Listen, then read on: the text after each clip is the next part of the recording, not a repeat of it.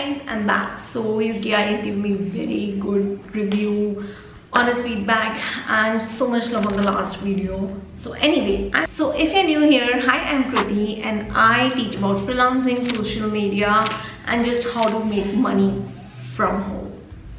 So yeah, let's get started. The moment you need the client to say yes, you already have lost the deal. So I'm going to say something which is very against of whatever you have learned about sales or closing deals yet.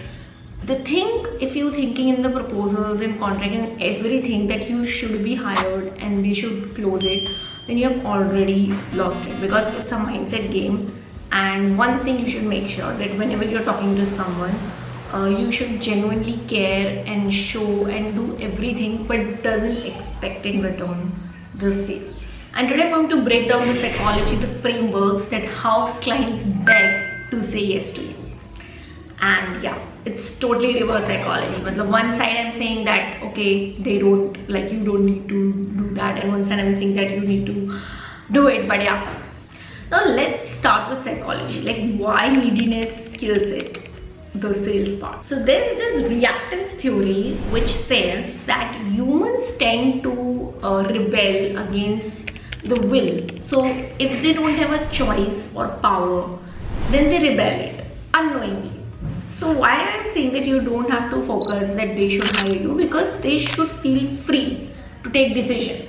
You have just offered on a plate everything and now they are free to take the decision, and this should be clarity in all your calls and everything. So if you keep forcing them, they will rebel it. So they shouldn't feel that you are forcing, they just feel that you have given the information and now it's up to you to whether go it right now, not, or maybe in future. And believe me, when you put off the pressure now, they genuinely feel very free and they think that okay, this person genuinely just want to help me. Because see, when I now go to any client, I'm like, dude, I'm running my agency, I have my clients, I have my work, I'm anyway jam-packed. So if I'm taking you, or if you want to work with me, then it has to be collaborative. If you only want that work with me, else go with someone else, because I also don't have time for you. I mean for you exactly. Obviously in overall idea I want clients, but not specifically you. I have a lot of time because I'm already working and I have stuff.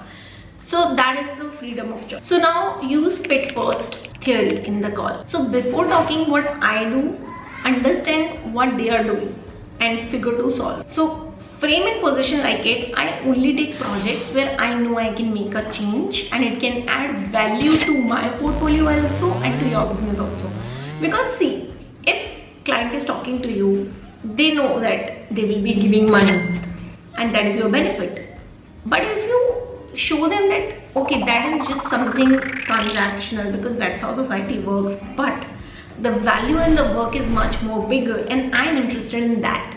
So that will change the client's mind. So now here where people go wrong when it comes to detachment, they think that it's being cold and rude, but it's not. It's like dismissive, you're not caring about the client's problem, but that is not real detachment. So detachment is indifference. If they hire you, then also you are okay. If they don't hire you, then also you are okay. So you care about the client output, but you're not obsessed with it so much that you make them close and like you lose your peace and all of that. So let me give you a real example. Imagine a doctor, a great one. Now, does she desperately need to write prescriptions to you? No, right? Whenever you have a problem, then only they write medicines. But does she don't care about your health? No, they does. They always tell about the things to do and they care about your health. So it's not like if doctor not writing prescription, they not care about your health. They do.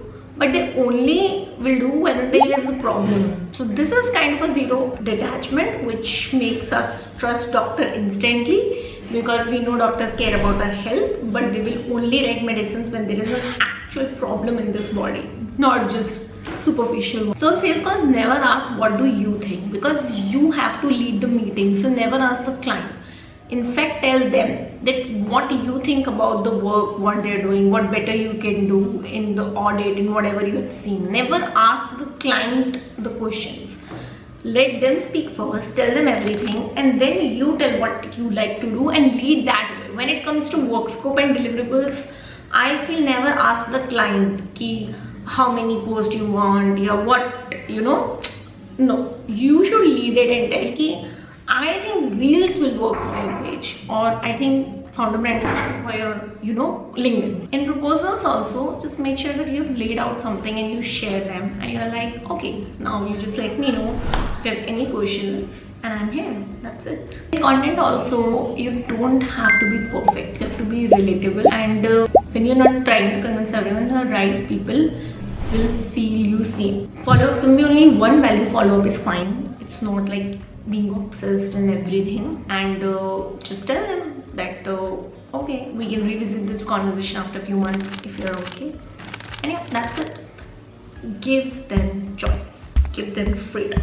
That's everyone want, everyone in this world. Now, building detachment in content and positioning is quite tricky. You have to write for the transformation and not for virality. So when I see this a huge problem in portfolio also. So I was just auditing my coaching student portfolio yesterday, and she has just given random snaps of impressions and DMs and followers, but she has not given the context, like which niche she have worked, what was initial progress, and what was the change they were doing. So I think in content, writing for transformation is important and not for virality, and that's what when actual people see you. So the freelancers who are going fast, rapid, organically, and who are getting a lot of inbound leads are not the ones who writing content about tips to grow business or something like that. They are the ones who are writing the uncomfortable truths, who challenge their clients.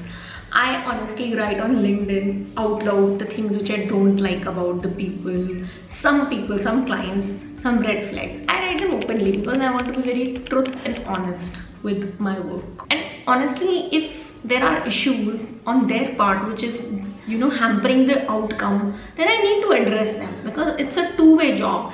Only we can't do everything. Client support, collaboration also needed to bring the best outcome.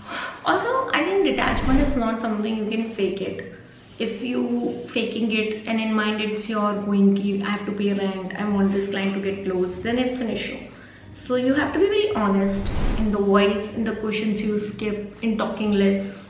That's all. So yeah, that's a very quick short video for you guys, and this is the key thing which I've explained in this video. I know it's very short, but if you'll work on this and if you'll implement it regular on all of your discovery and sales calls, I know that clients will start buying to base it. So yeah, that's it. Subscribe my channel and go and watch my other videos. I've made ton of videos on freelancing and social media, and follow me and connect me on LinkedIn, Instagram.